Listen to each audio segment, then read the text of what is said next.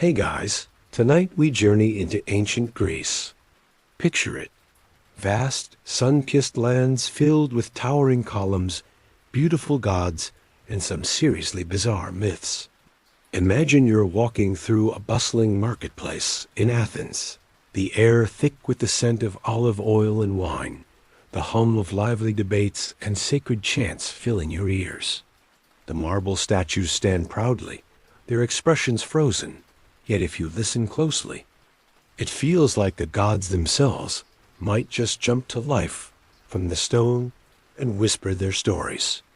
Now, brace yourself, because you're about to meet some of the most unusual and frankly terrifying gods in mythology. They weren't just statues frozen in marble. These gods had personalities, flaws, and quirks that would make anyone think twice about surviving in that ancient world. You probably won't survive this. But hey, stick with me, and we'll get through it together. So before you get comfortable, take a moment to like the video and subscribe, but only if you genuinely enjoy what I do here. I'd love to know where you're watching from tonight, so drop a comment with your location and the time. Are you snuggling under a blanket in New York or lying back in Greece, watching as the stars slowly start to reveal themselves? Wherever you are, I hope you're ready to dive into this world of ancient myths. Now, dim the lights. Maybe turn on a fan for that soft background hum, and let's ease into tonight's journey together. The gods you're about to meet may have been the rulers of the ancient world, but their stories are as wild as they are strange. Some were known for their incredible feats, others for their temper tantrums, but all were involved in myths so odd you might wonder how they ever managed to keep up their godly reputations. Zeus, king of the gods, with a quirky side. Let's start with Zeus, the ultimate authority figure in Greek mythology. He's the king, the ruler of the heavens, the one who controls lightning, storms, and all of Mount Olympus. When you think of Zeus, you probably imagine a thunderous god with a majestic beard, wielding a mighty bolt of lightning. But let's face it, he had a much more eccentric side. Zeus was notorious for his countless affairs. Whether it was turning into a swan to seduce Leda, or a golden shower to reach Danae, he had a few, let's call them, unconventional ways of pursuing his desires. Sure, it sounds a bit creepy now, but in ancient Greece, this behavior was part of the very fabric of their mythology. Zeus didn't just get around. He got around in the most bizarre ways. Historians still argue whether Zeus's love affairs were metaphors for natural events, or if they were just the Greek gods being, well, Greek gods. Either way, the stories are strange and pretty entertaining in their own right. But it wasn't just his romantic life that was odd. Zeus was known for his wild temper, often punishing both gods and mortals in ways that would make you think twice about crossing him. Whether he was hurling lightning bolts or turning people into animals, Zeus wasn't shy about showing his anger. Imagine you're just walking through the woods when suddenly you get turned into a deer because Zeus felt like it. Yeah, that's the kind of world we're dealing with here. The quirkiest part of Zeus's reign, though, was probably how he dealt with his children.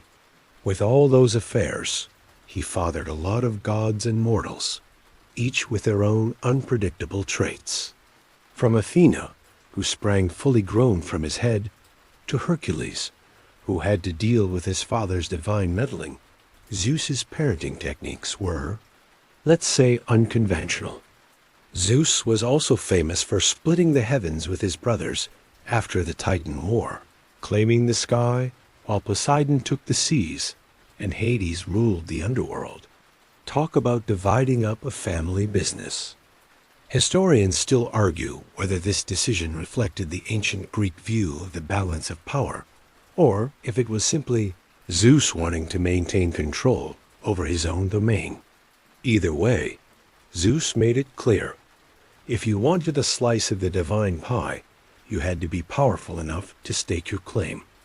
Imagine standing before Zeus, the god who can throw thunderbolts at will and turn your entire existence upside down. You might try to challenge him or argue your case, but good luck. Zeus is the kind of god who demands respect, and he gets it either through fear or admiration. His reign was marked by strange decisions, unpredictable emotions, and a bit of humor that kept the gods on their toes. You might think, how can anyone live under the rule of a god like this? And the truth is, most couldn't. The sheer unpredictability of Zeus made life in ancient Greece more chaotic than we can imagine. He might smile on you one moment, and the next you could find yourself transformed into something unrecognizable, all because he was in a bad mood. Ah, the joys of living in the ancient world. But let's not forget, despite all his quirks and power trips, Zeus also played the role of the ultimate mediator and lawmaker. He kept the peace on Mount Olympus, or at least tried to, between his endless disputes with other gods. But peace for Zeus wasn't always what you might think. It often involved a great deal of godly manipulation, bargaining, and of course, some divine punishment for anyone who stepped out of line. So there you are, standing in Zeus's vast, open sky, watching the king of the gods throw another tantrum over something as trivial as a mortal's actions. And just when you think it can't get weirder, Zeus does something even more outlandish. After all, this is the god who, after his legendary battle with the Titans, thought it would be a good idea to split the heavens with his brothers Poseidon and Hades, each taking a part. Who knew godly territorial disputes were such a big deal? Hera's wrath, goddess of marriage and revenge. If Zeus was the king of gods, Hera was his queen, and she wasn't exactly pleased with her husband's endless love affairs. While Zeus was busy with his escapades, Hera, the goddess of marriage and family, took matters into her own hands, wielding a kind of divine wrath that would make anyone reconsider their choices. Hera was the epitome of vengeful power, and let's just say she didn't exactly hand out forgiveness like candy. When Zeus strayed from their marriage, Hera didn't just sulk in the corner. No, she had a far more sinister way of dealing with the situation. Her jealousy was so intense that it often drove her to curse the mortals who Zeus took an interest in. Take, for instance, the tragic tale of Io, a beautiful mortal who caught Zeus's eye. In a desperate attempt to hide his infidelity, Zeus turned Io into a cow. Hera, not fooled by this trick, sent a 100-eyed monster, Argus, to guard the cow. Poor Io spent years wandering in the form of a cow, and even when she was eventually freed, she had to endure further torment. It's safe to say that Hera's idea of justice wasn't exactly gentle. Historians still argue whether Hera's relentless vengeance was meant to highlight the power, dynamics of marriage, or simply showcase the gods' destructive tendencies. What is clear, though, is that Hera didn't just punish the mortals involved. She often targeted other gods as well. For example, she transformed her rival, the Titaness Leto, into a helpless creature, preventing her from giving birth to Apollo and Artemis. Hera's role in Greek mythology shows how deeply personal emotions could shape the world of the gods, turning them into powerful, unpredictable beings who weren't afraid to assert their dominance. But Hera wasn't always about revenge. She was also known for her loyalty to her family. She fiercely protected her children, particularly the hero Heracles, despite his being the product of one of Zeus's many affairs. Yet even her love could be tainted by jealousy and anger. Take the myth of the Trojan War, where Hera took sides in the conflict and helped cause chaos, all to settle personal grudges with other gods like Paris and Aphrodite. In the world of Hera, everything seemed to revolve around family and power, and when those were threatened, all hell would break loose. So there you are, stuck in the middle of the storm that is Hera's wrath. Imagine being a mortal who's caught in her crossfire, either through Zeus's wandering eye or simply being in the wrong place at the wrong time. 1 minute, you're living your life, and the next, you're transformed into something unrecognizable or cursed with a lifetime of misery.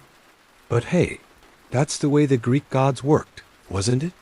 Power, jealousy, love, and vengeance were all mixed into a cauldron of chaos, and Hera was the goddess stirring it with a passion that could leave even the most powerful gods trembling. You don't want to cross Hera, unless, of course, you're interested in a very strange and painful fate. Her role in mythology also paints an important picture about the position of women in ancient Greek society, often seen as the vengeful wife or the protectress of the home. But Hera wasn't just a stereotype. Her actions had a profound effect on the fate of both gods and mortals. Her complexities made her far more than just a jealous wife. She represented the idea that the gods, for all their power, were often driven by human-like emotions that could lead to divine havoc. Even if you somehow found yourself on Hera's good side, her unpredictable moods could easily change. After all, when you're dealing with a goddess whose very name is tied to marriage, fertility, and family life, it's hard to predict when her fury might flare up next. So, watch your step, or you might find yourself cursed by the queen of the gods. Poseidon, the sea god with a temper. Poseidon, the mighty god of the sea, is known for many things: his control over the oceans, his fearsome trident, and of course, his legendary temper. This was no ordinary god. Poseidon didn't just cause waves in the sea. He could turn the oceans into a chaotic, violent storm in a heartbeat. Imagine sailing on a ship in the Aegean, when out of nowhere, the waters suddenly turn dark, wild, and furious. That's Poseidon's doing. He was the ultimate representation of nature's unpredictable, volatile side. Poseidon, as the god of the sea, had the power to control not just the oceans, but also earthquakes, horses, and storms. He was often depicted with his trident, a symbol of both his might and the way he could manipulate the world around him. With a flick of his trident, Poseidon could create an earthquake that could shake the foundations of entire cities, or summon waves so violent they would drown ships in moments. Sailing in ancient Greece wasn't just about steering a boat. It was about praying that Poseidon wouldn't decide to show his fury. But, as with all Greek gods, Poseidon wasn't just about his strengths. He also had a dark side, and his temper could be terrifying.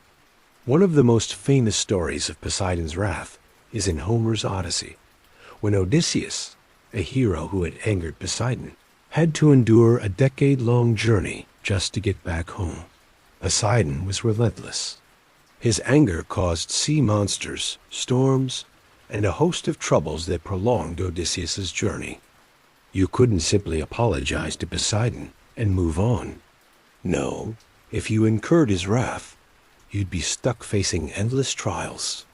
Historians still argue whether this constant torment of Odysseus was a reflection of ancient Greek fears about the uncontrollable power of the sea, or just an example of how deeply the gods were involved in mortal lives. Poseidon's relationships with mortals were equally unpredictable. He could be a protector, guiding sailors to safe harbors, or a destroyer, sending ships to the bottom of the sea. In one tale, Poseidon even created horses to help mankind, yet, when insulted, he also took revenge on a mortal who had dared to claim superiority over him. The people of Corinth, for example, had a long-standing connection to Poseidon, and the city was even named after him. But when the Corinthians angered him, Poseidon didn't hesitate to unleash his fury, sending a huge earthquake that flattened parts of the city. Historians still debate the symbolic significance of Poseidon's control over the sea. Was he just a chaotic, capricious deity? Or did he represent the ancient Greeks' understanding of the untamed power of the ocean and its ability to give or take life without warning. Either way, Poseidon's nature made him a figure of awe and fear. The sea, after all, was not something easily understood or controlled, and Poseidon embodied that same uncertainty and danger. Despite his fearsome temper, Poseidon wasn't all destruction. He played a crucial role in the creation of many features of the Greek landscape. The island of Atlantis, for example, was said to have been created by Poseidon. This mysterious land, swallowed by the sea in a single night, has been the subject of much speculation over the centuries. Was it a real place, or just a myth invented to explain the power of Poseidon and the sea's unpredictable nature? Historians still argue whether Atlantis was based on a real ancient civilization, or was simply a story created by Plato to explore the effects of hubris and power. If you ever found yourself sailing in the ancient world, you would want to keep Poseidon on your good side, because, just like the sea itself, he was as unpredictable as a storm. One minute, you could be gliding peacefully through calm waters, and the next, Poseidon would summon a tempest that could destroy everything in its path. The fate of sailors and entire cities rested in his hands, and his moods were just as turbulent as the sea. Now, imagine you're on that ship, the waves crashing violently around you. The wind howls, the ship creaks, and you realize it's Poseidon's doing. One wrong move, and your ship could be pulled beneath the waves without warning. That's the kind of power Poseidon held. And you'd better hope he wasn't in a bad mood when you crossed his path. Athena, wisdom and war with a touch of coldness.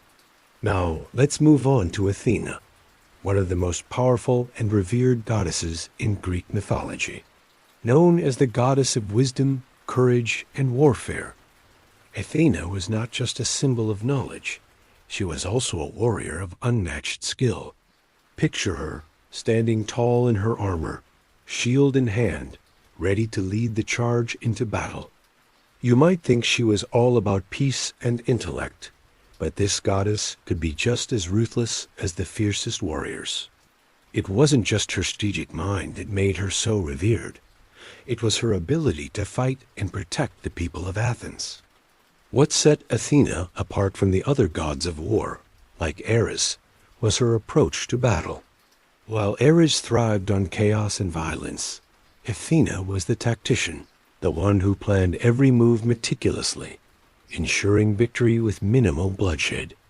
She was often portrayed as a cool, calculating goddess, using her wisdom to outsmart her enemies rather than overpower them with brute force.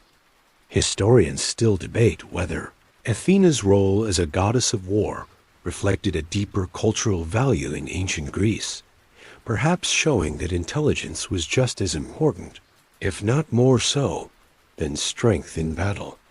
Either way, Athena's wisdom and strategic genius were unmatched. But don't be fooled by her calm demeanor. Athena could be just as cold as any other god when it came to punishing those who wronged her or the city she loved. Take the story of Arachne, a mortal woman who boasted that she could weave better than Athena herself. Athena, enraged by the challenge, turned Arachne into a spider, ensuring she would weave for all eternity. It wasn't just the insult that bothered Athena. It was the sheer arrogance and disrespect that pushed her to act. And in this myth, Athena's response was a reminder that challenging the gods was not something to be taken lightly. Athena wasn't just about punishment, though. She was a protector specifically, the protector of Athens. In fact, the city was named after her, after she won a contest against Poseidon over who could give the city the best gift. Poseidon offered a saltwater spring, while Athena presented the olive tree. The olive tree was considered a symbol of peace and prosperity, and Athena's victory in this contest symbolized the value of wisdom over sheer power. Historians still argue whether this myth reflects the ancient Greek ideal that intellect and foresight were more important than brute force. Either way, Athena's gift shaped the future of Athens and solidified her place as one of the most important figures in Greek mythology.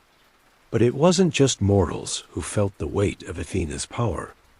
Even the gods themselves had to respect her authority. Athena was a virgin goddess one who had no interest in romantic relationships. This set her apart from many of the other gods, whose love affairs often led to chaos. Athena's lack of romantic entanglements allowed her to focus entirely on her duties as a protector and strategist. However, this also meant that she didn't shy away from cold, calculated decisions, especially when it came to war. Her involvement in the Trojan War, where she used her wisdom to aid the Greeks, showed just how far she would go to ensure her city's victory. If you were a mortal living in Athens, you'd likely see Athena's influence everywhere. Her iconic olive tree would be a symbol of the city's strength, peace, and prosperity. You'd find her image in statues, temples, and even the Parthenon, the grand temple dedicated to her honor. Athena wasn't just a goddess you worshipped. She was a constant presence in your life, whether you were at war, at peace, or simply going about your day. So imagine yourself standing in the heart of Athens, gazing up at the Parthenon, the great temple built in Athena's honor.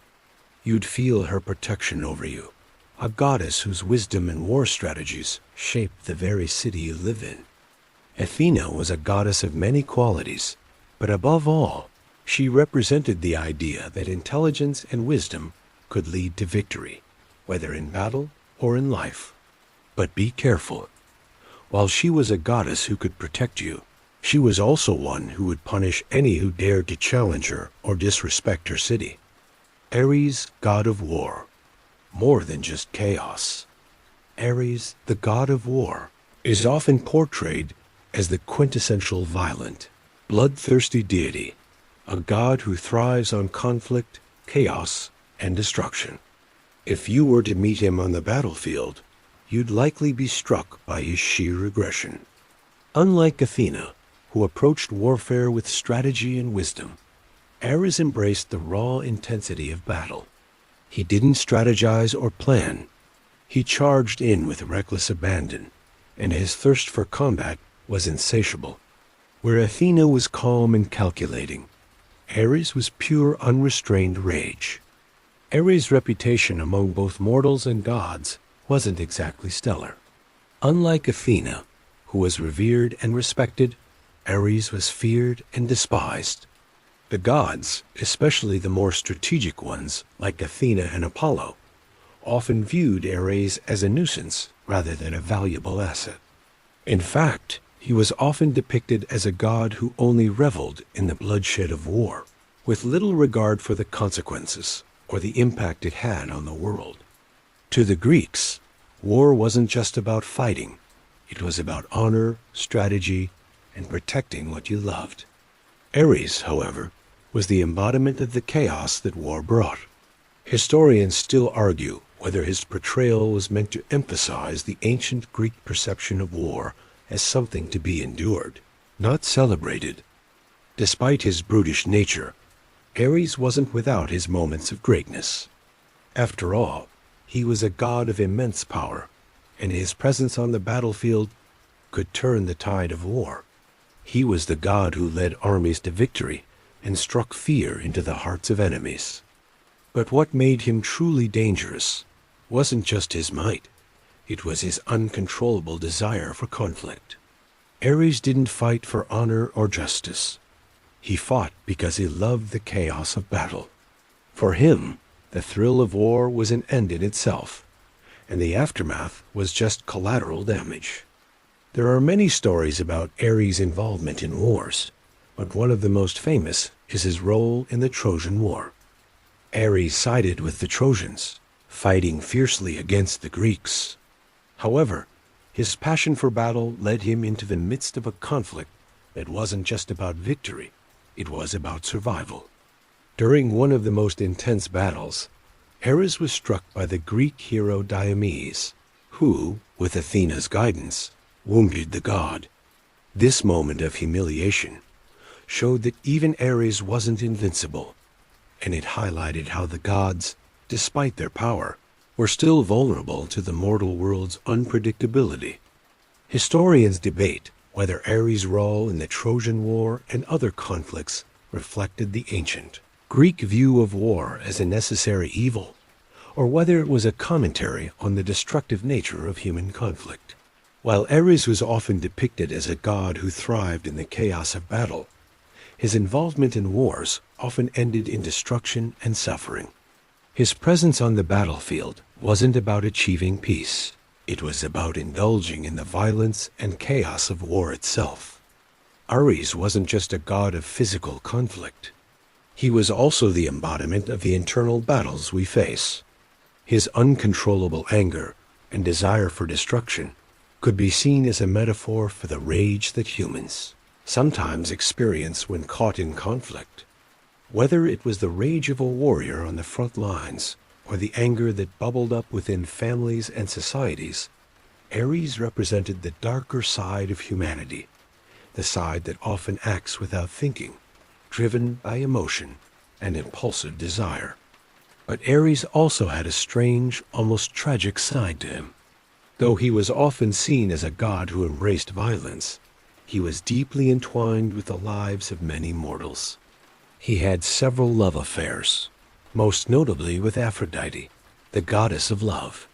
This affair resulted in a number of children, including Harmonia, the goddess of harmony. The union of Ares and Aphrodite, a pairing of war and love, was one of the most unlikely combinations in Greek mythology. Despite their differences, this relationship showed a different side of Ares. He wasn't just a one-dimensional god of war. He was a complex deity, driven by both rage and passion. Yet, even in love, Ares couldn't escape the chaos of his own nature. His relationship with Aphrodite was far from peaceful, and was marked by scandal and conflict, just like everything else Ares was involved in. So here you are, watching Ares charge onto the battlefield, his fury unmatched by any mortal or god.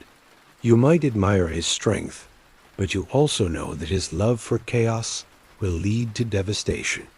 The consequences of his actions are felt by both gods and mortals alike, and his presence serves as a reminder of how uncontrollable and destructive war can be. In a world where gods rule with both wisdom and wrath, Ares embodies the primal, untamed energy that fuels conflict, a reminder that not all battles are fought with honor or purpose. Some are fought just because the gods can't help but fight. Apollo's dual nature, healing and destruction.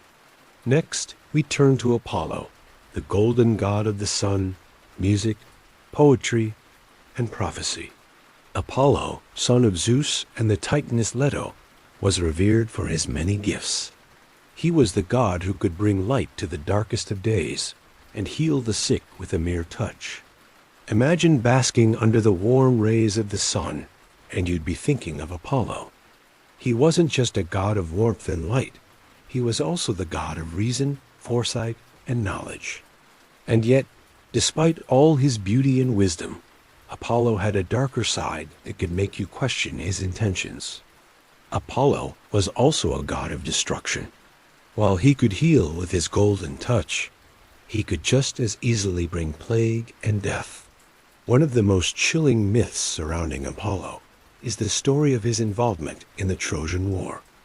Apollo, siding with the Trojans, sent a plague to devastate the Greek forces. This wasn't just a casual action for Apollo. It was a full-scale punishment, driven by his loyalty to the Trojans and his desire for revenge. Historians still debate whether this act was meant to symbolize the unpredictability of divine intervention or to showcase Apollo's dual nature as a bringer of both life and death. Perhaps the most striking example of Apollo's duality is his role in the myth of the serpent Python. Apollo, as a young god, was tasked with killing the fearsome serpent, Python, which had been terrorizing the land. With his bow and arrows, Apollo struck down the beast, but this act of destruction had a price. After killing Python, Apollo was forced to undergo a purification ritual. This myth highlights the strange balance Apollo had to maintain between healing and destruction, as well as his responsibility as a god. He could kill a creature with ease, but the act of violence left him with a sense of guilt that required divine cleansing. In many ways, this is what makes Apollo one of the most complex deities in Greek mythology. His beauty and brilliance were always tainted by the shadows of his destructive nature. But Apollo's destructive powers weren't confined to the mortal realm. He was also known to punish even the gods when they crossed him.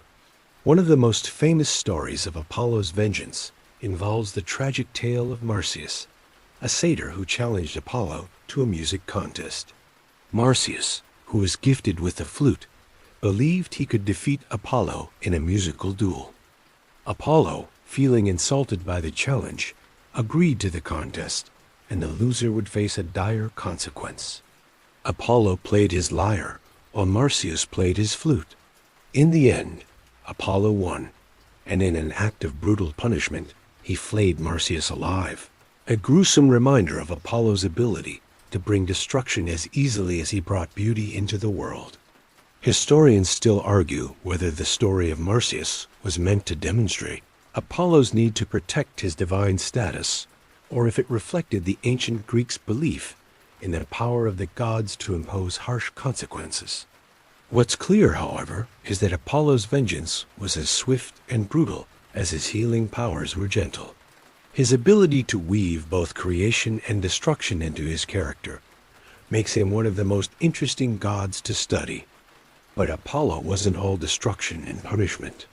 His healing abilities were just as legendary.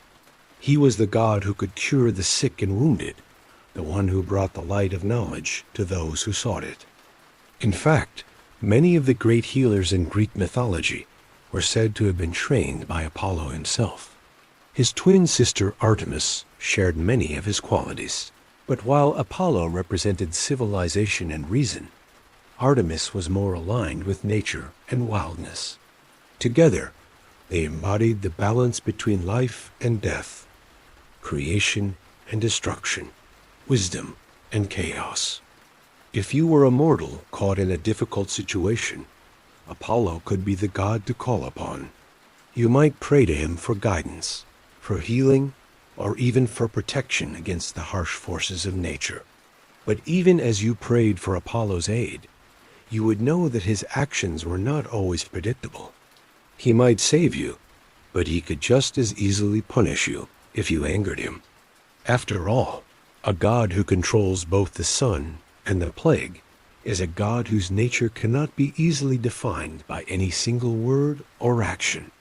So, there you are, standing under Apollo's light, feeling the warmth of the sun on your face, but also aware of the god's darker powers. One minute, you could be healed by his touch, and the next, you could be struck down by his wrath. Apollo was a god who embodied the duality of life, both creation and destruction. The question always remained, would he be the god who brought you light, or would he be the one who unleashed darkness? Artemis, protector of the wild with a sharp edge. Artemis, the goddess of the hunt, wilderness, and the moon, was one of the most revered and feared figures in Greek mythology. She was the twin sister of Apollo, and while her brother was known for his brilliance and the healing power of the sun, Artemis embodied the untamed forces of nature. She was a goddess of contrasts, fierce and compassionate, graceful and deadly, kind-hearted yet unyielding when it came to protecting the natural world. If you ever wandered too deep into the forest or ventured into her sacred hunting grounds, you'd quickly realize that Artemis wasn't a deity to be taken lightly. Artemis was a virgin goddess, which meant she had no interest in romantic affairs. This, however, did not stop her from having a strong sense of vengeance when anyone dared to cross her path. The most famous example of Artemis's wrath occurred when Actaeon, a hunter, stumbled upon the goddess while she was bathing in the woods. The unfortunate mortal, who happened to see Artemis naked, was immediately turned into a stag. As a stag, Actaeon was chased down by his own hounds and ripped apart.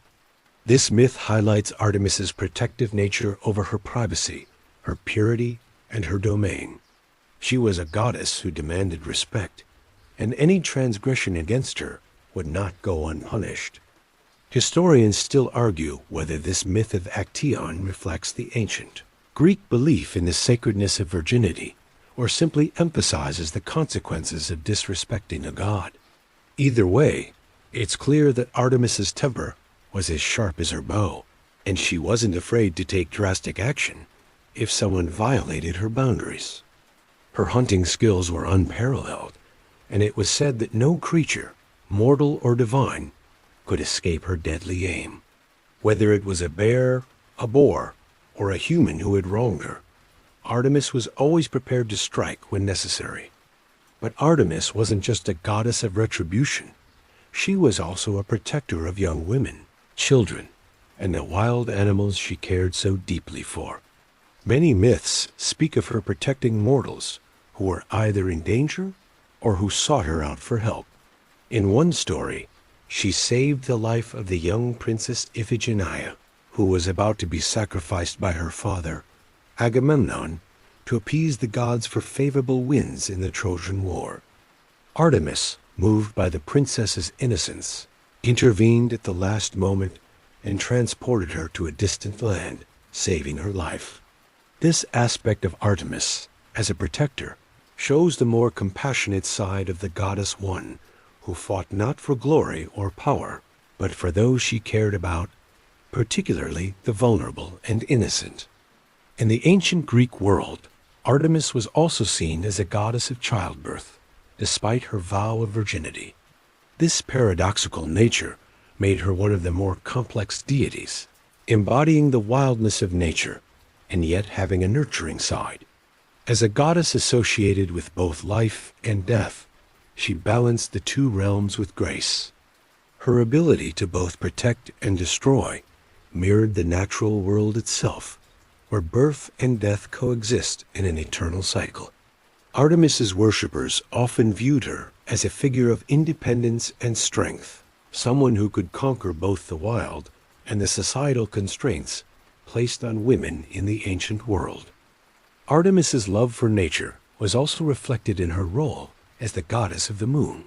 She was often depicted as riding across the night sky in her silver chariot, guiding travelers and hunters under the pale glow of the moon.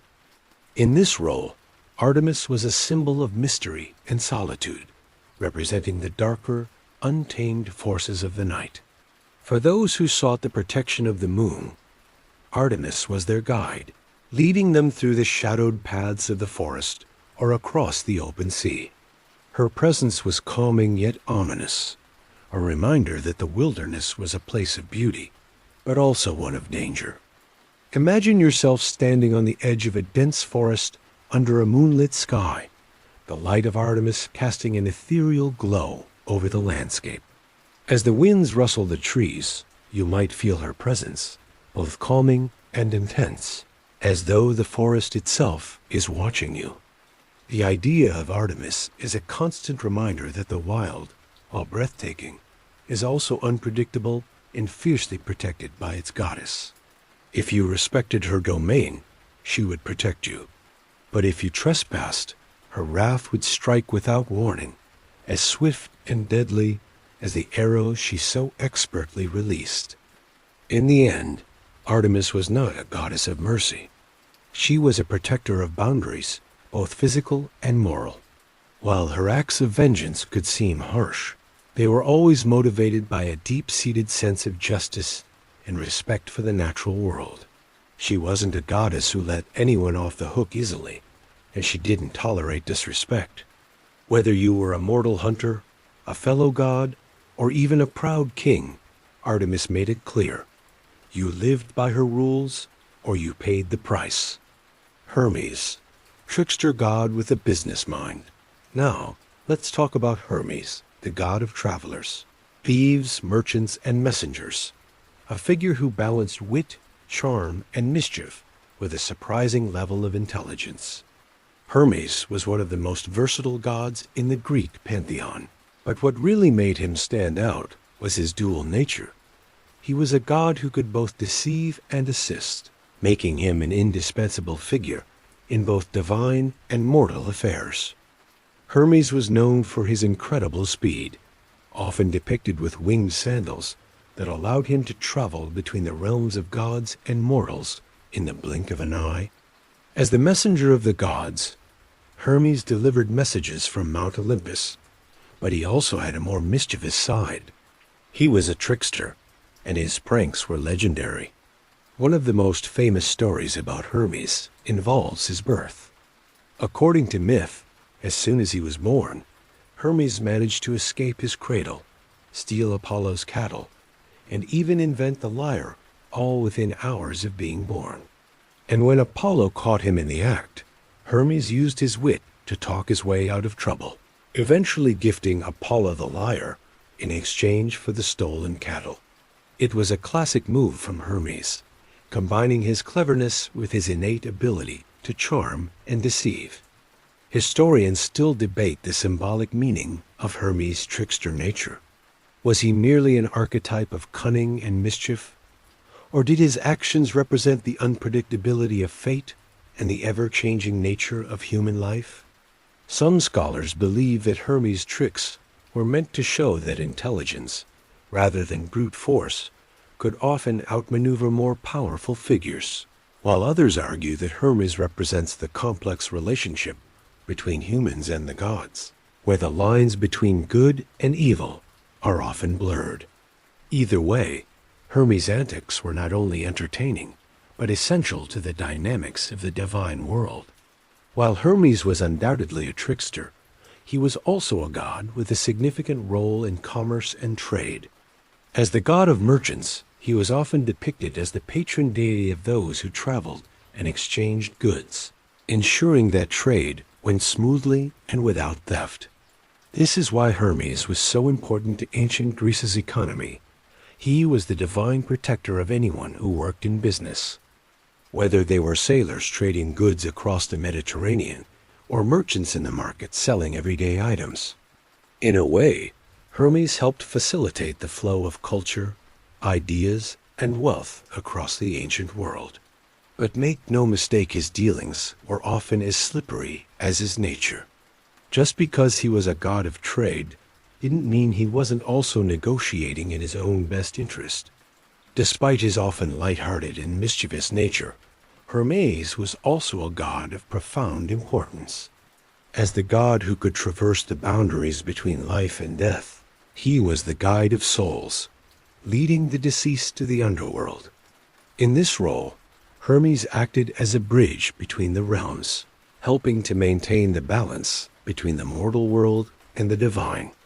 His ability to move freely between these worlds made him an essential figure in the Greek afterlife, ensuring that souls reached their final resting places and that the living could communicate with the gods when needed.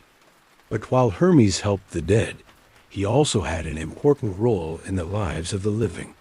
His role as a protector of travelers meant that he was invoked by those embarking on long journeys. Whether it was a sailor setting out across the open sea or a merchant making his way through dangerous territory, people prayed to Hermes for safe travels and success in their ventures. His ability to navigate the dangers of the world, both physical and metaphorical, made him the perfect deity for those embarking on new ventures. In addition to being the god of travel, Hermes was also associated with wit and eloquence, making him the god of eloquent speech. This made him especially important to politicians, orators, and anyone who needed to persuade others through clever language. If you were ever in a tight spot, it was to Hermes you'd turn for the kind of quick thinking and charm needed to talk your way out of trouble. Imagine yourself as a traveler on a long journey, crossing perilous lands, perhaps heading to a faraway city for trade. You would carry a small token of prayer to Hermes, hoping for his protection against thieves or bandits. You might even find yourself needing his quick wit to get out of a sticky situation. After all, Hermes was as much about brains as he was about speed. His influence wasn't just in the physical realm. It was in the way people fought, negotiated, and outsmarted the obstacles they faced. So as you walk through the bustling marketplace or sail across the sea, you might glance up at the sky and wonder if Hermes is looking out for you. You might not know it, but his influence would be there, guiding your steps, keeping your business running smoothly, and ensuring that your words had the power to persuade. Just like Hermes himself, you'd find that the art of business, travel, and trickery often requires a mix of charm, intelligence, and the ability to adapt to whatever the world throws your way. Demeter's grief, the goddess of harvest and sorrow. Now, let's turn to Demeter, the goddess of the harvest, agriculture, and fertility. While her domain was lush with crops, bounty, and the earth's nurturing power, Demeter's story is also one of profound loss and sorrow, a reminder that even the gods were not immune to pain and suffering. The story that best encapsulates Demeter's sorrow is the heartbreaking tale of her daughter, Persephone, and her abduction by Hades, god of the underworld. Demeter's love for Persephone was boundless, and the bond between mother and daughter was unbreakable. Persephone, in her youth, wandered freely through the meadows, picking flowers and enjoying the beauty of the earth. But one day, while she was out picking flowers, she was seized by Hades, who emerged from the earth in his chariot and took her to the underworld to be his queen. The earth trembled, the skies darkened, and Demeter, frantic and heartbroken, searched for her daughter everywhere. This act of abduction, a forced separation between mother and daughter, marked the beginning of Demeter's immense grief. Historians still argue whether this myth represents the cycle of the seasons or whether it's a deeper commentary on the loss and mourning inherent in human life. Some scholars suggest that Persephone's abduction symbolizes the fallow season, when the earth lies barren in the winter months, while Demeter's search for her represents the return of spring and the renewal of life. Others argue that the myth reflects ancient Greek attitudes towards life and death, especially in the context of the afterlife and the inevitable separation between mortals and their loved ones. Either way, Demeter's sorrow has become a poignant reminder of the cyclical nature of life, where growth, death, and rebirth are eternally intertwined. During her search for Persephone, Demeter was not just grieving. She was also refusing to allow the earth to produce any crops. In her despair, she withdrew from her duties as the goddess of the harvest. Crops withered, and the earth fell into famine. The mortals of the world, suffering from hunger and despair, prayed to Demeter, but she would not relent. It wasn't until Zeus, seeing the devastating consequences of Demeter's sorrow, intervened that a solution was found. He sent Hermes to the underworld to negotiate Persephone's return, and after much pleading and bargaining, it was agreed that Persephone would spend part of the year with her mother, and the other part in the underworld with Hades. This compromise led to the creation of the seasons Season and summer, when Persephone is with Demeter, and fall and winter, when she returns to Hades. The return of Persephone each spring marked the renewal of life and the harvest, a symbol of hope and rebirth. Yet, every time Persephone descends into the underworld, Demeter's grief returns, and the earth once again enters a period of dormancy. The myth of Demeter and Persephone is not only a reflection of the agricultural cycle, but also an exploration of the human experience of loss and the inevitable passage of time. It speaks to the way in which grief shapes lives and how we must learn to adapt and grow in the face of it. While Demeter is most often associated with fertility and abundance, her mythology also explores the depths of a mother's love and the crushing pain of separation. For Demeter, the harvest was more than just an agricultural process.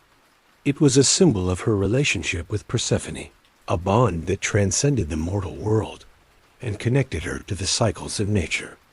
When Persephone was taken from her, the earth itself reflected her pain, and when Persephone returned, the earth blossomed again. This powerful imagery reinforces the idea that life cannot exist without death, and that the renewal of life often comes after deep suffering. Imagine standing in the field with Demeter, feeling the weight of her loss in the air around you.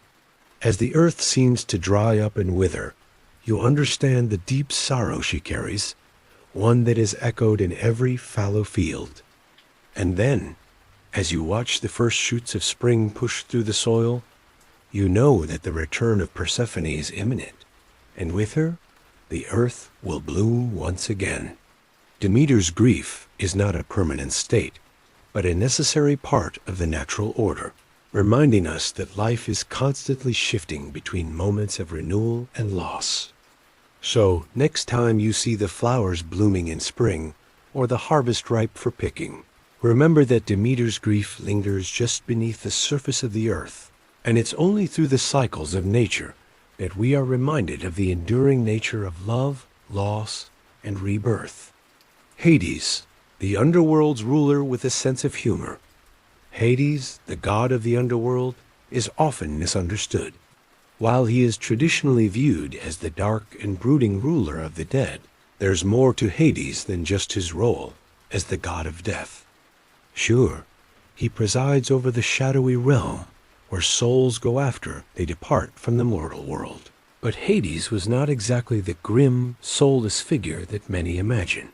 He wasn't the god who created death, he was the god who maintained it, ensuring the afterlife ran smoothly, keeping balance between life and death. Hades was one of the three brothers who divided the world after their victory over the Titans.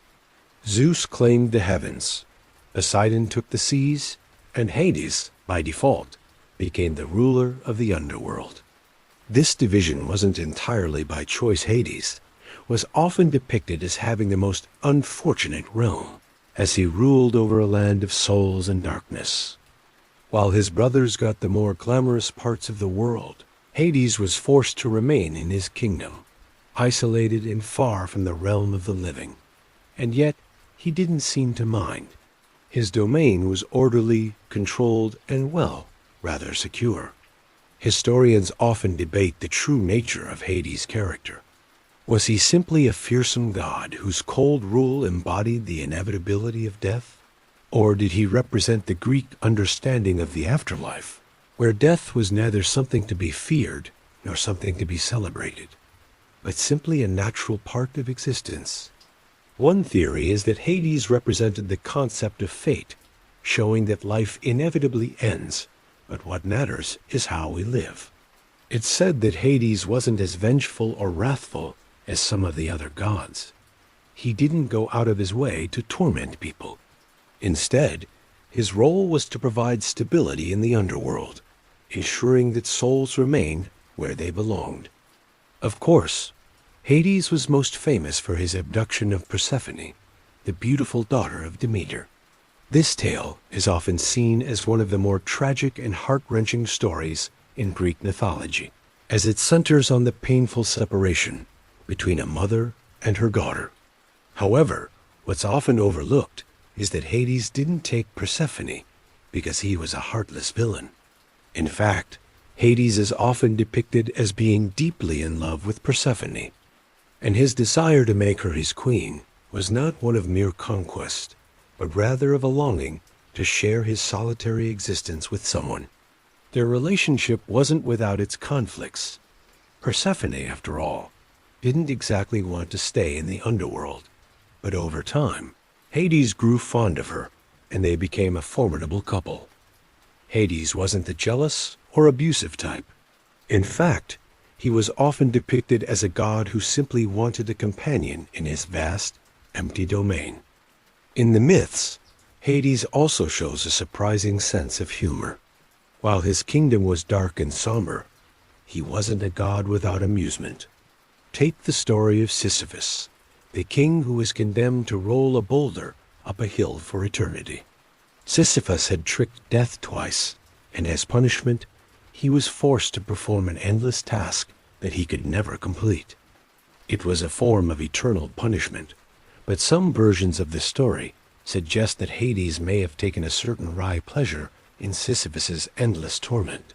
While it's hard to tell whether Hades found humor in Sisyphus's fate, or simply took satisfaction in seeing someone who defied him suffer, it's a story that reveals a different side of the god, the one who enjoys a sense of irony and retribution. Hades' involvement in the mortal world also shows his more compassionate side. In some myths, he is depicted as an impartial god who doesn't actively interfere in the lives of mortals. But he is also one of the few gods who treats the dead with dignity. Souls are not tortured in the underworld unless they were particularly wicked. Most simply lead their afterlife in a peaceful existence, separated from the living world. Unlike other gods, Hades rarely intervenes in the affairs of mortals, unless it's to settle disputes related to death. His involvement in the Trojan War, for example, was limited to maintaining the balance in the afterlife, rather than taking sides in a conflict. Imagine yourself in the dark realm of the underworld, standing before Hades in his grand palace. Despite the eerie shadows and the silent souls around you, there's an odd sense of peace. Hades isn't angry or resentful. He's simply the ruler of his domain, ensuring that everyone who passes through is accounted for. His realm is neither a place of eternal torment nor bliss. It's a place of neutrality, where the departed wait for whatever fate lies ahead. In this sense, Hades represents the inevitable passage of time-death is neither to be feared nor romanticized, but simply accepted as part of the natural order. As you leave his presence, you can't help but feel that Hades, though cloaked in shadows, isn't quite as menacing as the myths might suggest. His realm is calm, orderly, and at times surprisingly fair. There's no rage, no unnecessary cruelty, just a god who does his job, maintaining balance between life and death. He is a ruler of inevitability, the keeper of souls, and strangely, a god who understands the quietness of eternity. Hephaestus, god of the forge with a twisted heart. Hephaestus, the god of fire, metalworking, and craftsmanship, is one of the more tragic figures in Greek mythology.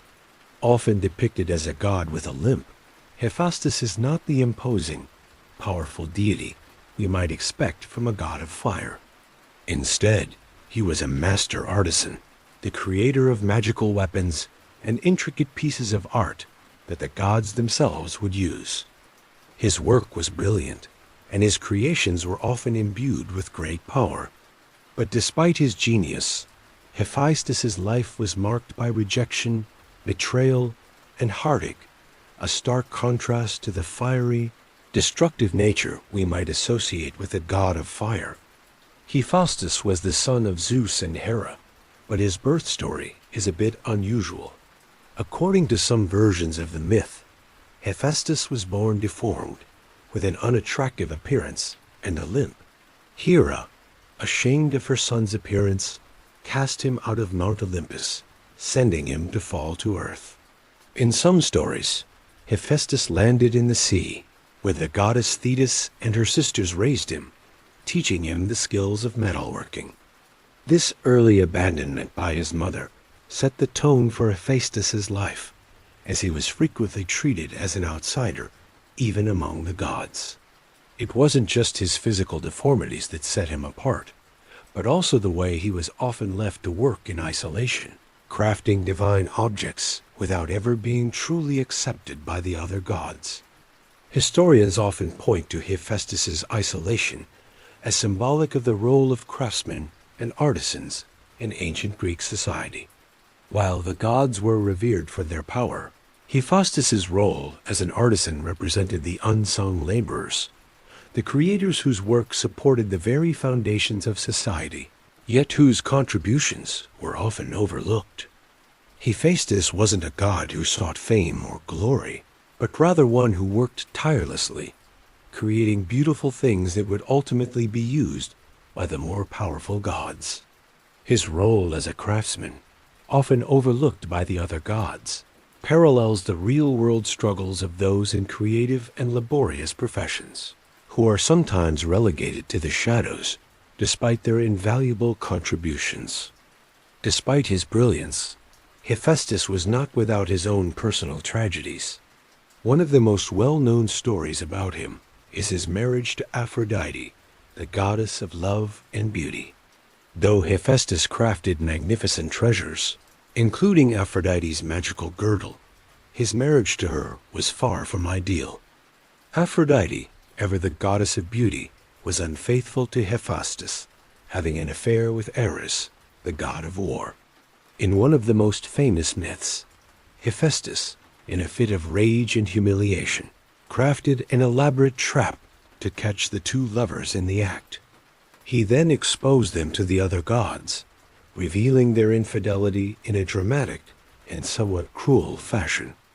Historians still debate whether this myth is meant to show Hephaestus's power as a god of craftsmanship, or whether it is an expression of his frustration with being disregarded by his wife and peers. Regardless of interpretation, it's clear that Hephaestus's actions were driven by his own sense of betrayal and isolation.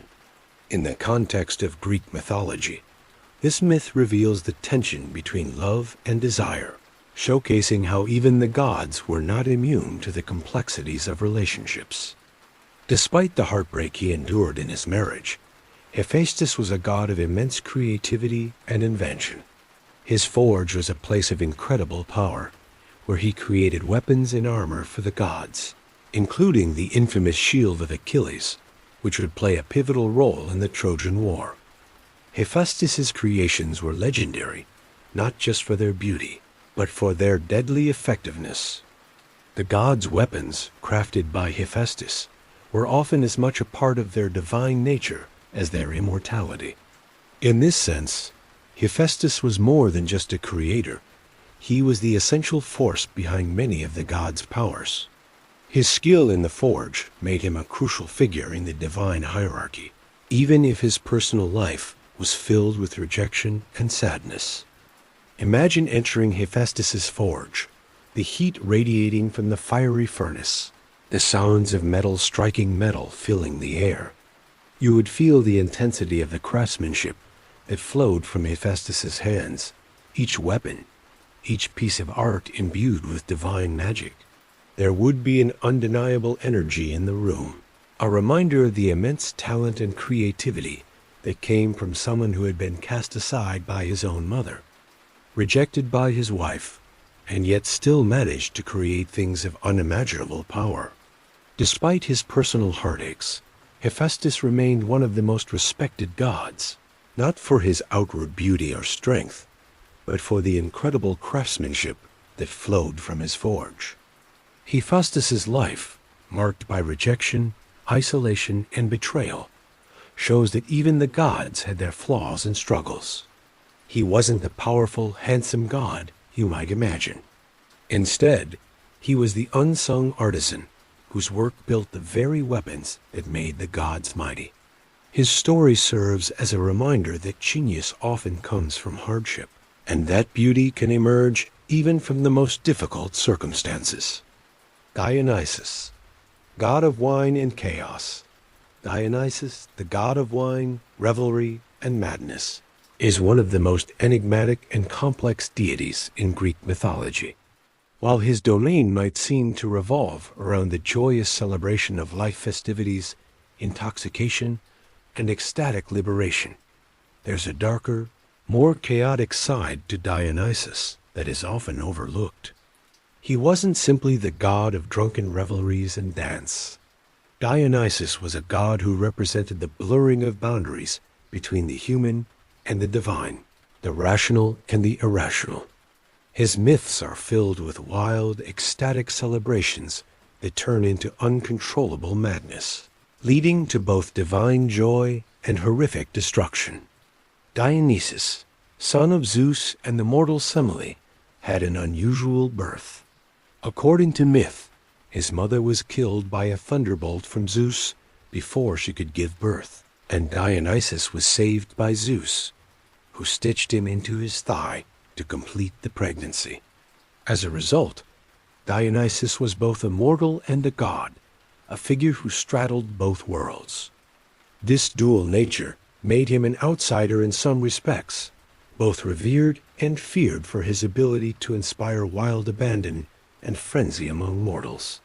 His followers were often called Maenads, female worshippers, and satyrs, male companions, and together they would partake in rituals of ecstatic dance, music, and intoxication. These rites often became frenzied and violent, blurring the lines between the sacred and the profane. Historians still argue about the exact nature of Dionysus's worship. Was he a god who brought joy and release, or was he a more dangerous figure whose presence unleashed the chaos within people? Some scholars believe that Dionysus embodied the human instinct to break free from social constraints, letting go of inhibitions and embracing the primal instincts that society often suppresses. Others see him as a representation of the natural world's power over humans' wild, uncontrollable, and unpredictable. Either way, Dionysus's role in Greek mythology shows that the line between celebration and destruction is thin, and he was a god who could easily lead his followers into both ecstasy and ruin. Perhaps one of the most famous myths involving Dionysus is the story of King Pentheus of Thebes. Pentheus, who refused to acknowledge Dionysus's divine status and the legitimacy of his worship, tried to suppress the god's cult. Dionysus, in response, used his powers to drive Pentheus to madness. The king, unable to see the truth, ended up sneaking into a bacchanal, a wild Dionysian celebration disguised as a woman, where he was mistaken for a wild animal by the frenzied Maenads. In a state of ecstatic frenzy, they tore him apart, limb by limb. This violent and shocking end to Pentheus highlights Dionysus's ability to provoke both extreme joy and deadly madness in those who dare to defy him.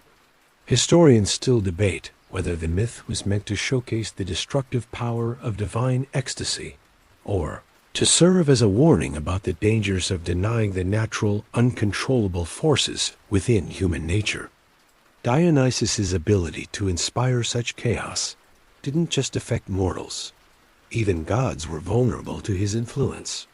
He was known to cause disruption among the gods themselves, using his powers to introduce confusion and change. This chaotic nature made Dionysus both a figure of divine power and a symbol of the unpredictability of the natural world. His influence over nature, particularly over the growth of vines, the production of wine, and the harvest of crops, was both life-giving and destructive.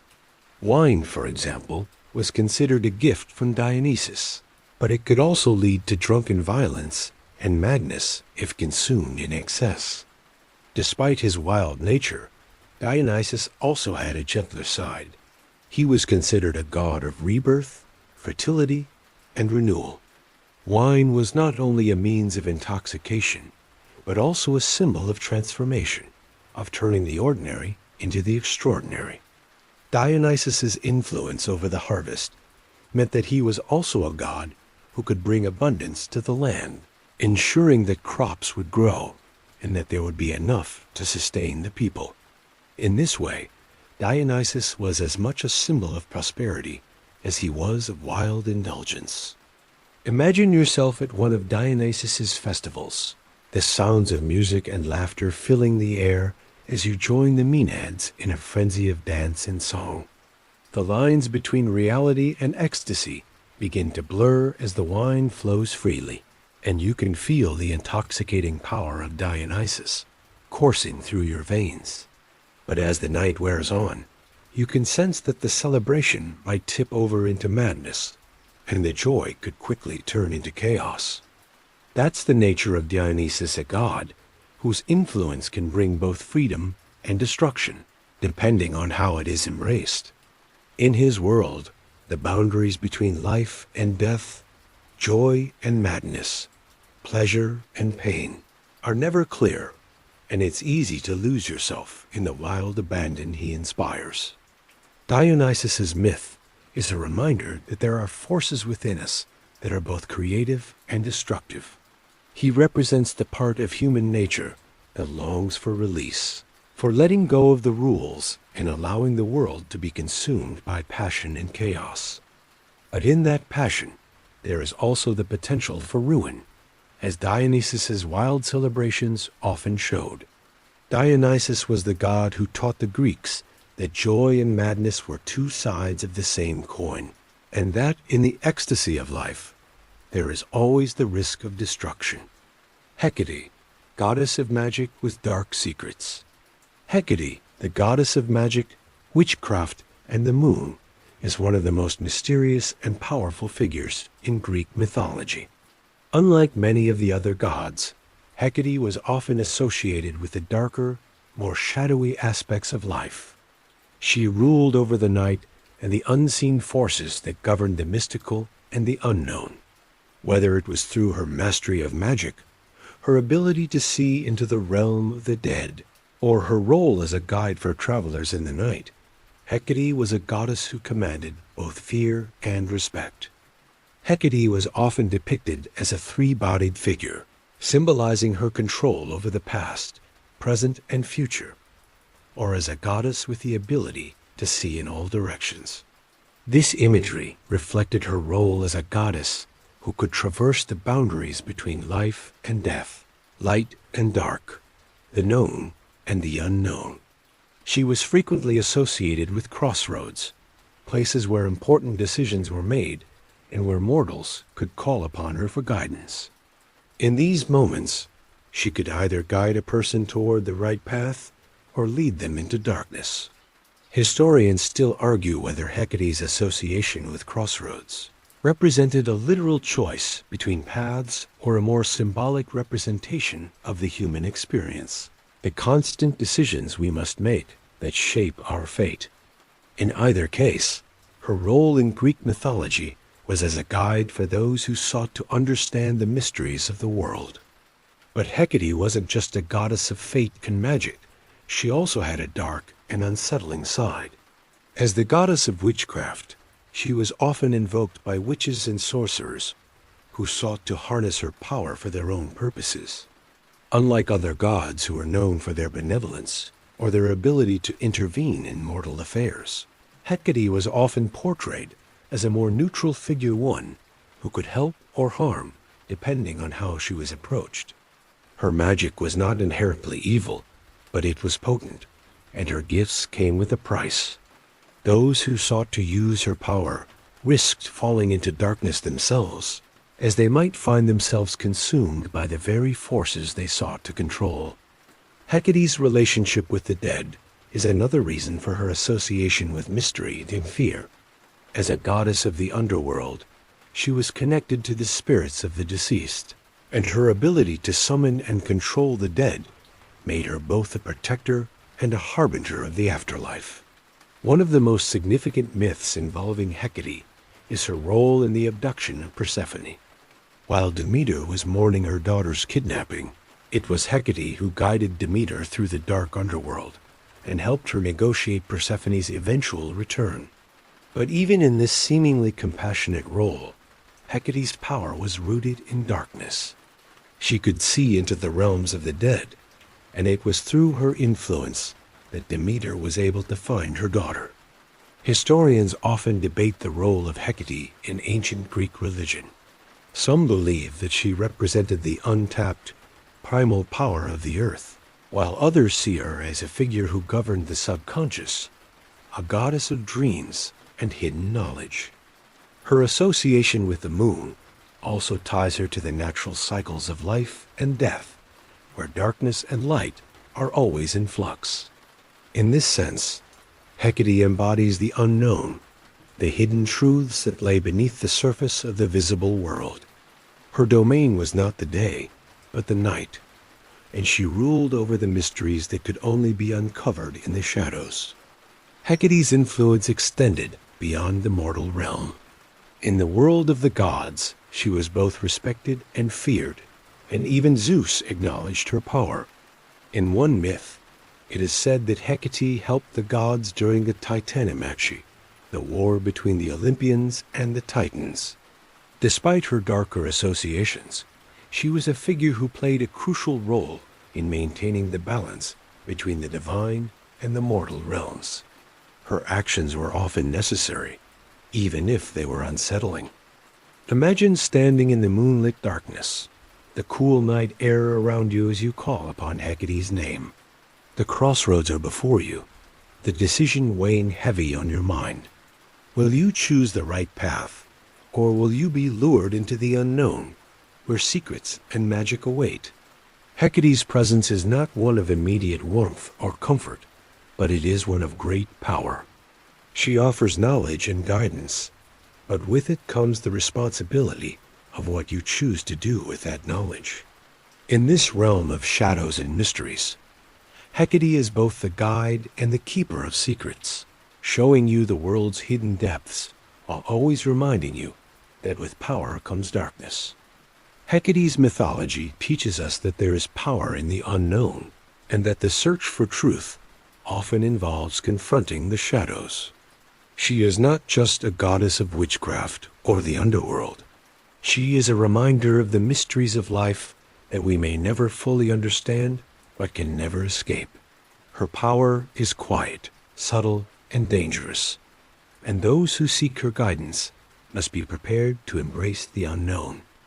Persephone, queen of the underworld's dual life. Persephone, daughter of Demeter and Zeus, might seem like an innocent figure at first glance, a young goddess of spring who wanders freely through the meadows picking flowers. But there is so much more to her story, a tale of transformation, loss, and power that would shape her into one of the most complex and influential figures in Greek mythology. Persephone is unique among the gods in that she inhabits two realms, the living world, which flourishes in the spring and summer, and the shadowy underworld, where she reigns as queen alongside her husband Hades. The most iconic part of Persephone's myth is her abduction by Hades. While she was gathering flowers in a field, the earth suddenly opened up, and Hades emerged in his chariot, snatching her away to the underworld. Demeter, Persephone's mother, was devastated by the loss and searched the earth for her daughter, refusing to let the earth bear fruit until she was returned. This myth, which marks the beginning of the seasons, reflects both the cyclical nature of life and the grief and separation that accompany loss. For every spring's rebirth, there is the inevitable fall into winter, just as Persephone must spend part of her year in the dark realms of the dead. Historians still argue about the symbolism behind Persephone's dual life. Some believe that her descent into the underworld represents the transition from life to death, while others suggest that it symbolizes the process of personal growth and transformation. The fact that Persephone chooses to return to the underworld each year, even after she is freed, shows that her journey is not one of passive suffering, but of active participation in both life and death. She learns to embrace both realms, giving her a unique power that most gods never experience.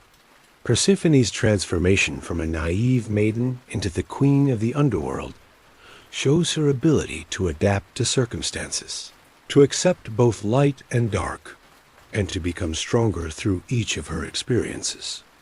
In the underworld, Persephone is not just a passive figure, but a powerful ruler in her own right. While Hades is the lord of the dead, Persephone holds sway over the spirits and the forces of the underworld. She is a goddess of both life and death, embodying the transitions between these two states. Her time in the underworld reflects the natural cycle of death, while her return to the surface, each spring symbolizes renewal, rebirth, and the blossoming of life. The myth of Persephone, then, is both a reflection of the natural world and a deeper metaphor for the way we experience life's transitions, how we endure suffering, transform, and emerge stronger. Yet, Persephone's story is not just about rebirth and cycles. It is also about the power she gains through her forced descent into the underworld. When she is initially abducted, she is a passive victim, a daughter who has no choice but to be taken by Hades. However, as she grows into her role as queen, Persephone becomes a powerful figure, ruling over the underworld with her husband. Some versions of the myth even suggest that Persephone becomes a mediator between the living and the dead, ensuring the proper order of souls. Her sovereignty in the underworld gives her a unique authority, one that balances the forces of life and death in a way that no other god does. Despite her status as queen of the underworld, Persephone was often depicted as a figure caught between two worlds. She was revered by the ancient Greeks as a goddess of fertility and growth, as well as a figure connected to death and the afterlife. This dual nature made her both a figure of light and darkness, embodying the tension between life and death, and the hope that, even in the darkest of times, new life can emerge. Imagine walking in the spring, surrounded by the vibrant colors of blooming flowers, and knowing that somewhere beneath the earth, Persephone is returning to the underworld. You can almost feel the pull between these two realms, the warmth and light above, and the cool darkness below. Persephone, as the queen of both, embodies this connection. She exists not only as the goddess of rebirth and harvest, but also as a ruler in the afterlife. The balance between the two is what defines her, and this dual existence is both a gift and a burden. To live fully, one must also be willing to confront the inevitable descent into the underworld. Persephone's journey is a reminder that life and death are not opposites, but interconnected cycles, each feeding into the other. Through her, we understand that the shadowy realms of grief, loss, and change can be just as important as the bright fields of life and vitality. Persephone teaches us that to live fully, we must accept both light and dark, both growth and decay. Her myth is a reflection of the inevitability of life's transitions, and how, through those transitions, we gain strength, understanding, and wisdom. Like Persephone, we all have our moments of descent and renewal. Through this process, we not only grow stronger, but also learn to embrace both the challenges and the joys that life brings. The mysterious fates, controllers of life and death. The fates, known as the Moirai in Greek mythology, are among the most powerful, mysterious, and enigmatic deities in the Greek pantheon. These three sisters, Clotho, Lachesis, and Atropos, had dominion over life and death itself. While the gods were seen as beings who could alter the fates of mortals, the Moirai were the ultimate arbiters of human destiny. No mortal, no god, could escape their grasp. The fates were a reminder to all, gods and mortals alike, that no one could control the course of their life once the thread had been spun. Clotho, the first of the three, spun the thread of life, giving birth to the human soul. Lachesis the second measured the thread, determining how long a person's life would be. And finally, Atropos the eldest had the cruel task of cutting the thread, determining the moment of death. The power of the fates was absolute no matter how much a god or mortal might struggle against their designs. They were helpless to alter their fate. It was a terrifying concept, the idea that life was not only temporary, but also completely beyond one's control. Historians still debate the symbolic significance of the fates in ancient Greek culture. Were they meant to represent the inevitability of death and the cyclical nature of existence? Or did the Moirai serve as a reminder to the Greeks that the gods themselves were not omnipotent, and that even divine beings had limits on their power? Some scholars argue that the fates were a reflection of ancient Greek philosophical thought, particularly the belief in an orderly, determined universe where human actions were governed by forces beyond comprehension. Others suggest that the Moirai were a way of explaining the randomness and unpredictability of life, acknowledging that no one truly understands why events unfold the way they do.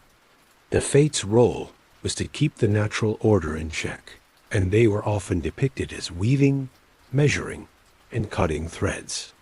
Their threads symbolized the very fabric of life, and each individual had a thread of their own.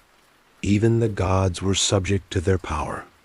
Ares, the god of war, for example, was said to have been bound by the fates' design, and his destiny was no less vulnerable than that of a mortal warrior. This was a terrifying truth. The fates showed that nothing, not even immortality, was exempt from their reach. The idea that fate was immutable and impersonal was deeply unsettling for many, and yet it was central to the Greek understanding of the universe. But the Moirai were not mere symbols of inevitability and doom. In some versions of the myth, they were portrayed as impartial figures without malice or favor. The fates did not take pleasure in the suffering of mortals or gods alike. They simply did their duty, whether it was spinning the thread of life or cutting it when the time came. The act of cutting the thread was not seen as an act of vengeance, but as a natural and necessary part of existence. Life, as it was lived, had to be completed, and death, when it came, was simply the next stage in that cycle. The fates, then, represented an order greater than the whims of individual gods or mortals. They embodied the inevitability of death, the certainty of change, and the idea that nothing lasts forever. Imagine standing before the Moirai, watching as they weave and measure the threads of life. Each thread represents a person's journey through the world, from birth to death. The thread may be long or short, bright or tangled, but one thing is certain: it will eventually be cut, and the person's life will come to an end. No matter what actions you take, no matter how powerful you are, the thread cannot be undone. The fates remind us that life is fragile, and that the course of events is shaped by forces beyond our comprehension. Yet, despite the fates' grim role in determining life and death, their presence was also a reminder of the beauty and significance of existence. After all, life had value precisely because it was finite. The fates didn't judge the lives they spun, they simply did their work. Mortals, in turn, had the responsibility to make the most of the time they were given. It was the awareness of our mortality, symbolized by the Moirai, that made every moment meaningful. In this sense, the fates also provided a kind of purpose. Because life is short and death inevitable, it becomes all the more precious. Mortals were meant to live with awareness of the brevity of life, using the time they had wisely and meaningfully. For the gods, the fates were both a limitation and a reminder that even they were subject to a greater cosmic order. Zeus, despite his power, could not escape the Moirai's control. The fates were said to be so powerful that even they could not be overruled by the gods. This reinforced the idea that there was an ultimate, unchanging force in the universe, a force that existed beyond the gods and above even their will. The fates were the keepers of that order, and nothing, not even the greatest gods, could interfere with their will. Standing before the Moirai, you might feel a sense of awe and trepidation. The threads they weave, so simple in appearance, hold the fate of the universe within them. The past, the present, and the future are all woven together, each person's life intertwined with the others. And as you watch them cut the thread, you realize that no matter how hard we fight against it, death is a part of the cycle. The Moirai are not just weavers of destiny. They are reminders that all things, both great and small, must eventually come to an end. Eros, Cupid's mischief and love's chaos. Eros, the god of love and desire, is one of the most intriguing and mischievous figures in Greek mythology. Often depicted as a young winged god armed with a bow and arrows, Eros had the power to make anyone fall in love or drive them into madness with a mere touch of his arrows. While we today might think of him as the harmless figure of Cupid, the Greek version of Eros was far more complex, unpredictable, and sometimes downright chaotic.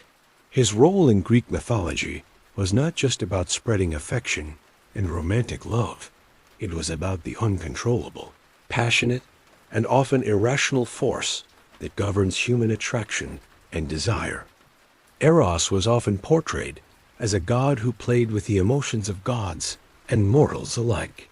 His arrows could either spark intense love or terrible torment. One of the most famous myths involving Eros is the tale of his own love story with the mortal princess Psyche.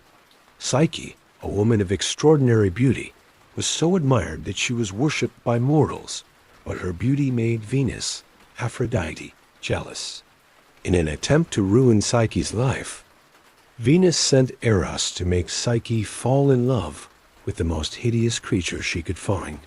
However, when Eros himself saw Psyche, he was so struck by her beauty that he accidentally pricked himself with one of his own arrows, causing him to fall deeply in love with her.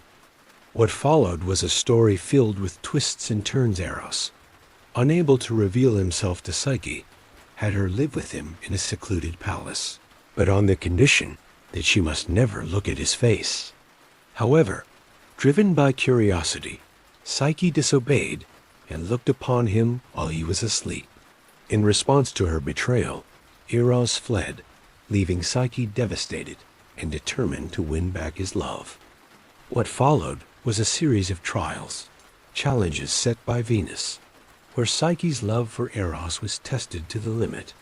Ultimately, she succeeded in these tasks, and the gods granted her immortality, allowing her to reunite with Eros in a divine union. This myth is a powerful representation of love's ability to transform, endure through hardship, and be full of trials and tribulations. It is not simply a pleasant affair, but a force that demands sacrifice, patience, and vulnerability.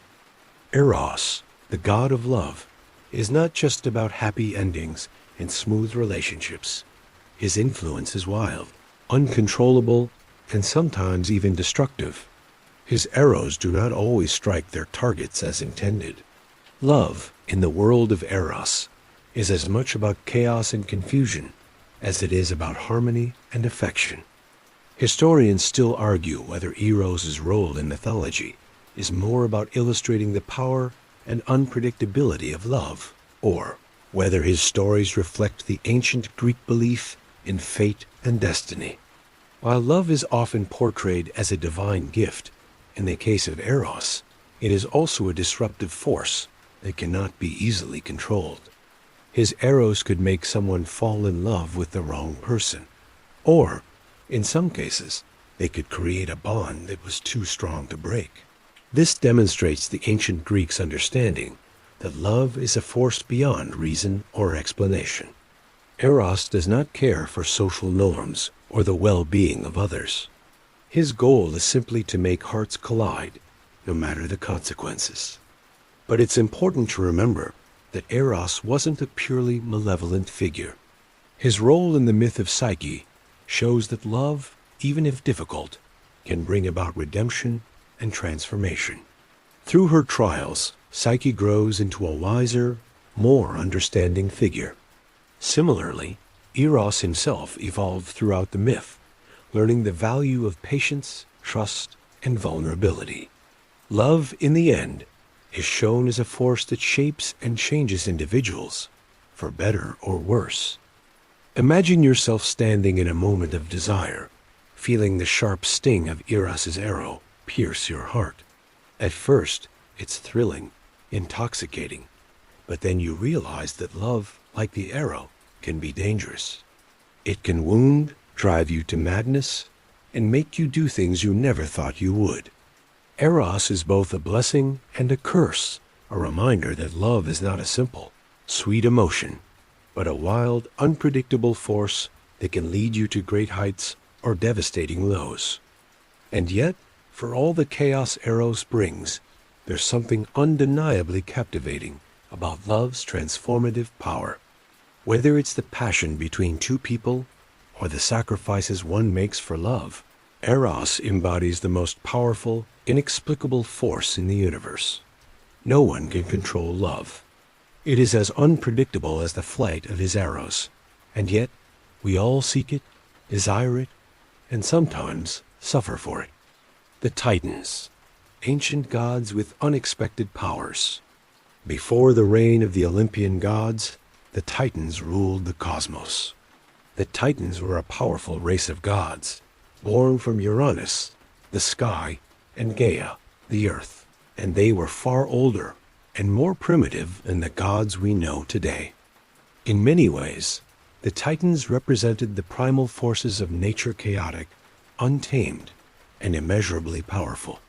These ancient beings were the foundation of Greek mythology, and their stories set the stage for the rise of the Olympians, whose reign would bring order to the universe. The most famous Titan myth is the Titanomachy, the great war between the Titans and the Olympians. The Olympians, led by Zeus, eventually overthrew the Titans and imprisoned them in Tartarus, a dark, abyssal pit in the underworld. While this story has become a symbol of the triumph of order and civilization over chaos and primordial forces, the Titans' reign was far from insignificant. They were not just a precursor to the Olympians. They were powerful and multifaceted beings, each with unique abilities and domains. For example, Cronus, the leader of the Titans, was a god of time and the father of many of the Olympian gods, including Zeus, Poseidon, and Hades. Cronus's reign was marked by his paranoia and his desire to prevent any of his children from overtaking him. To avoid a prophecy that one of his children would overthrow him, Cronus swallowed each of his newborn children. It wasn't until Zeus, the youngest, was hidden away and later returned to defeat his father that Cronus's rule was brought to an end. This myth speaks to the timeless fears of those who hold power, the fear of being overthrown or replaced. Cronus's actions, though extreme, reflect the uncontrollable and destructive nature of time, which inevitably leads to the fall of all things. Historians still debate whether the Titanomachy was more than just a battle between gods.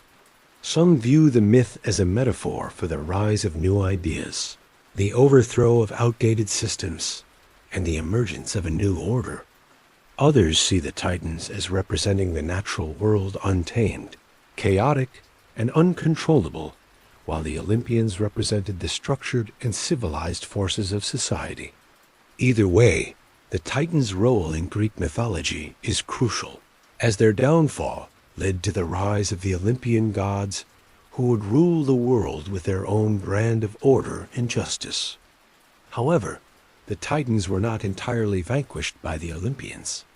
In fact, many of them continued to play important roles in Greek mythology, even after their defeat. For instance, Prometheus, one of the Titans who sided with the Olympians in the war, became a symbol of defiance against the gods. He is famous for stealing fire from Mount Olympus and giving it to humans, an act that enabled civilization to flourish. Prometheus's rebellion against Zeus and his subsequent punishment, being chained to a rock where an eagle would eat his liver every day, reveals the Titan's complex relationship with the Olympians. He wasn't entirely opposed to the gods. He sought to help humanity, but his actions still defied the established order. Another Titan, Atlas, was condemned to hold the heavens on his shoulders for eternity as punishment for his role in the Titanomachy. Atlas's story is often interpreted as a metaphor for the burdens of life and the weight of responsibility.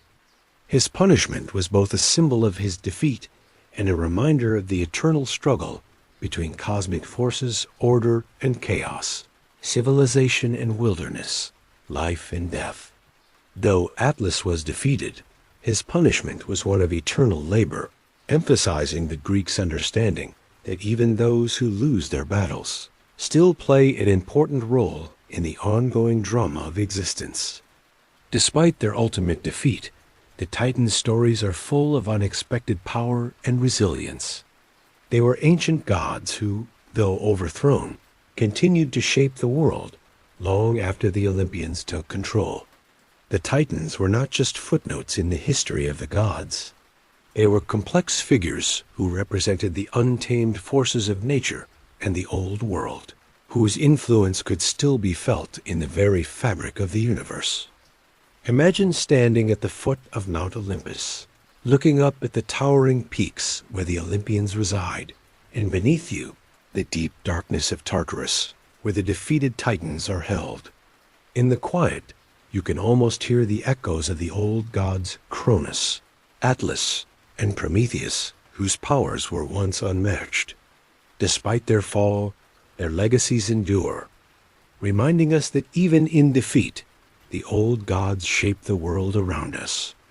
The story of the Titans is a reminder that even the greatest forces can be overthrown, but their influence is never entirely erased.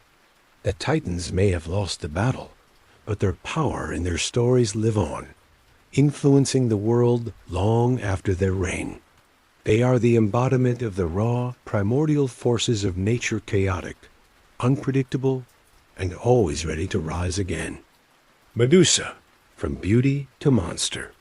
Medusa, one of the most iconic figures in Greek mythology, is a tale of transformation, punishment, and tragedy.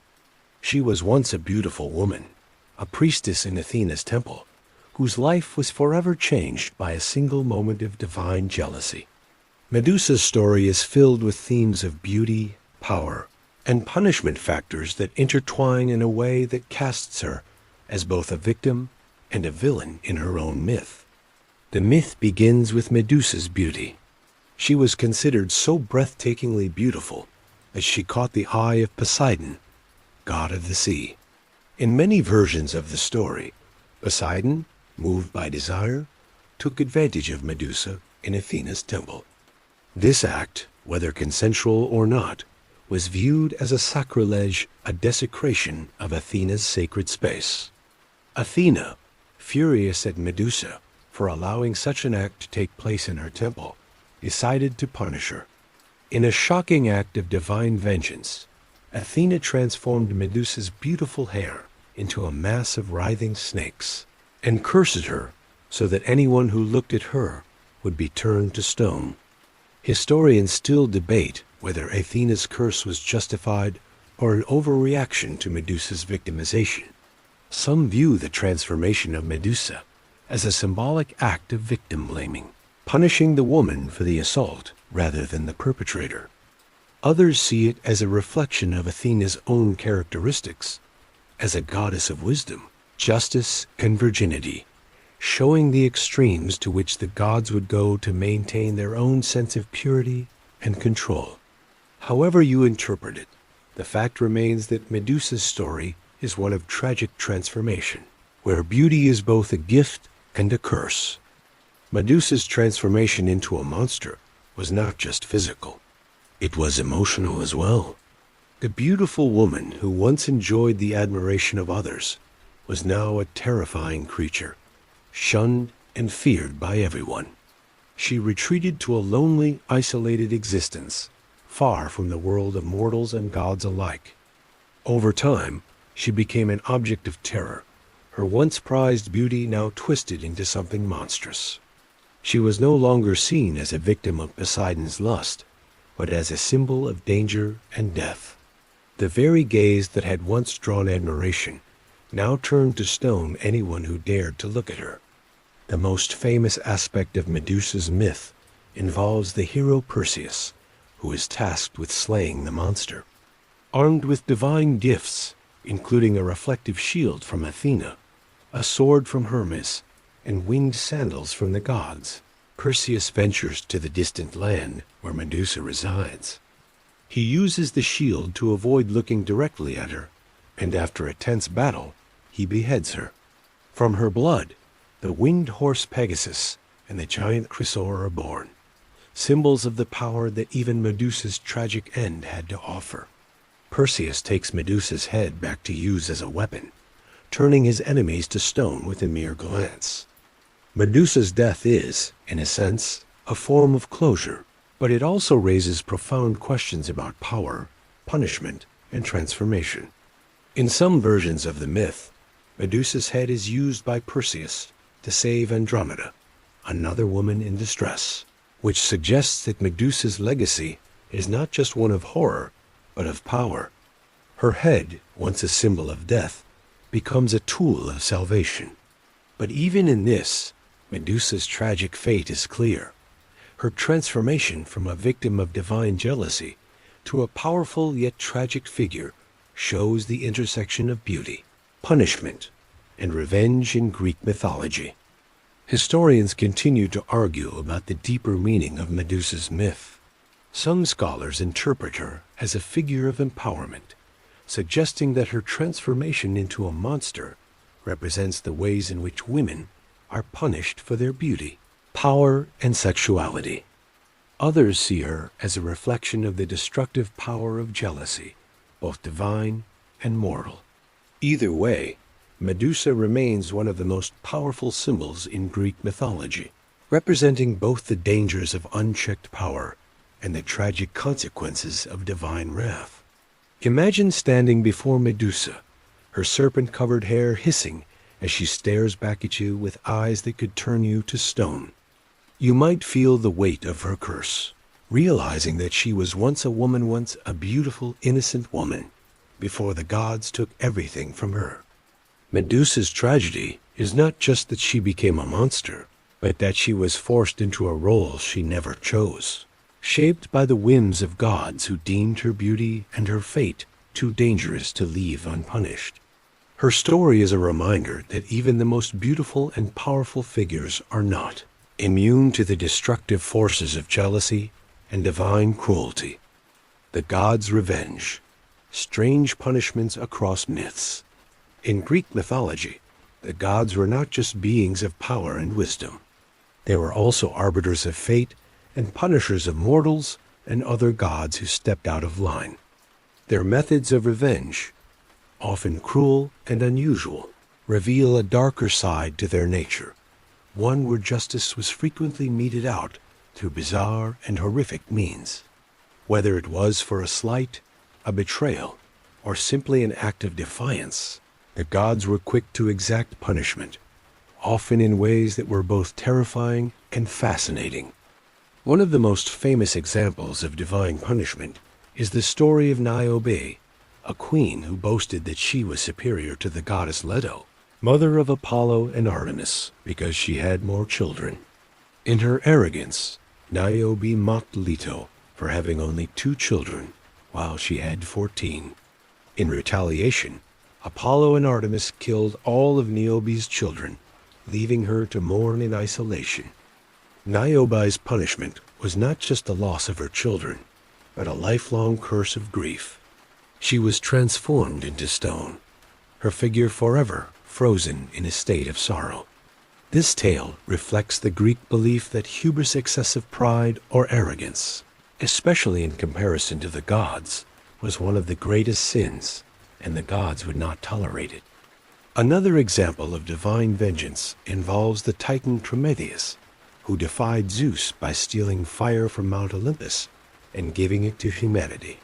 For this, Zeus punished Prometheus by having him bound to a rock where every day an eagle would feast on his liver. Since Prometheus was immortal, his liver would regenerate each night, making the torment an endless cycle of suffering. Prometheus's act of defiance was seen as a threat to the divine order, and Zeus's punishment was designed not only to torment him physically, but to show the futility of defying the gods. Even though Prometheus's actions benefited humanity, they were considered a crime against the gods' rule. Historians continued to debate the significance of such punishments. Was Zeus's punishment of Prometheus a reflection of the ancient Greek belief in divine justice, and the inescapable nature of fate? Or did it represent the gods' fear of losing their power and control over the mortal world? Some scholars argue that Prometheus's punishment shows the delicate balance of power in Greek mythology. While the gods were all-powerful, they feared the rise of mortals and their potential to disrupt the natural order. The gods' revenge wasn't always reserved for mortals, however. The gods were just as likely to punish each other when they stepped out of line.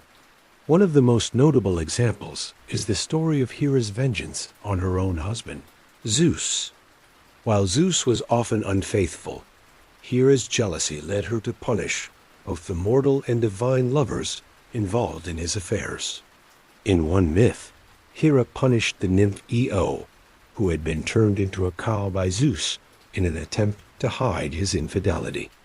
Hera not only turned Io into a cow, but also sent a 100-eyed monster Argus to guard her. This punishment was not just about inflicting pain, but about keeping the wrongdoer under constant surveillance and control. Hera's actions revealed a kind of divine possessiveness. Her revenge was both thorough and relentless. Another instance of divine retribution comes from the tale of the arrogant King Lycaon, who tried to trick Zeus into eating human flesh. As punishment, Zeus transformed Lycaon into a wolf. This act of vengeance was swift and symbolic, showing that those who dared to defy the gods would be transformed into something lower, something closer to the beasts that roamed the earth. Lycaon's transformation into a wolf is also seen as a metaphor for the consequences of living outside the boundaries of divine law when the gods punish. They do so in a way that strips away your humanity and reduces you to a mere animal. The Greeks used these myths of divine punishment to teach lessons about humility, respect, and the power of fate.